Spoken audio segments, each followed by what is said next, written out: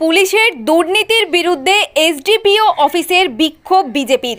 এদিন দুপুরে বিজেপি মহিলা মোর্চার উদ্যোগে রামপুরহাট মহকুমার পুলিশ আধিকারিক অফিসের গেটের সামনে বিক্ষোভ দেখানো হয়।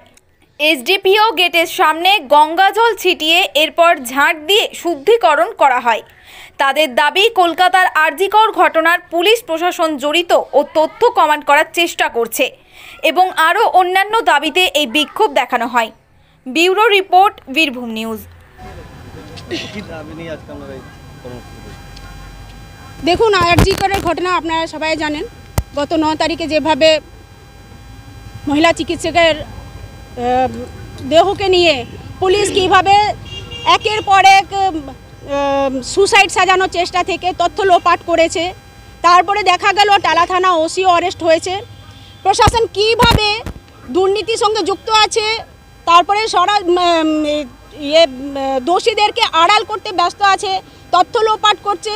সেই জন্য আজকে আমাদের পশ্চিমবঙ্গে মহিলা মোর্চা থেকে গোটা রাজ্য জুড়ে এই কর্মসূচি, থানার শুদ্ধিকরণ, প্রশাসনের শুদ্ধিকরণ।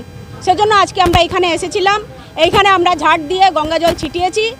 আশা করি এদের মনের মধ্যে সেটা একটু আঘাত লাগবে যে না, আমরা শুদ্ধ করতে আসি, আমরা আন্দোলন করছি। পুলিশের কাছে আশা করছি যে দোষীদের পক্ষে না দাঁড়িয়ে আপনারা দোষীদের শাস্তি দিন। দুষ্কৃতীকে গ্রেপ্তার করা, দুষ্কৃতীকে সাজা দেওয়া, তা আমরা সকলে টিভির পর্দায় দেখেছি। সে এখন সিবিআই হেফাজতে। অত্যন্ত লজ্জার সঙ্গে এটা জানাতে হচ্ছে যে প্রশাসন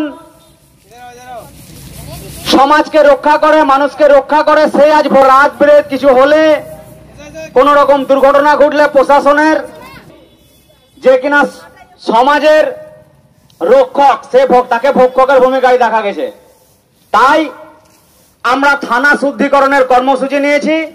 থানা শুদ্ধিকরণের কর্মসূচি অর্থাৎ থানা পুনরায় মানুষের পাশে দাঁড়াক, অফিসাররা মানুষের জন্য কাজ করুক, মানুষ ন্যায় বিচার পাক, দুষ্কৃতীরা সাজা পাক এবং মানুষ তার অধিকার ফিরে পাক।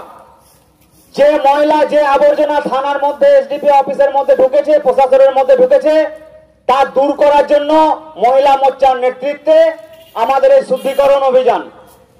আমরা মহিলা মোর্চার পক্ষ থেকে এই থানা শুদ্ধিকরণের কর্মসূচি করার পর আমাদের এই কার্যক্রম আমরা শেষ করব।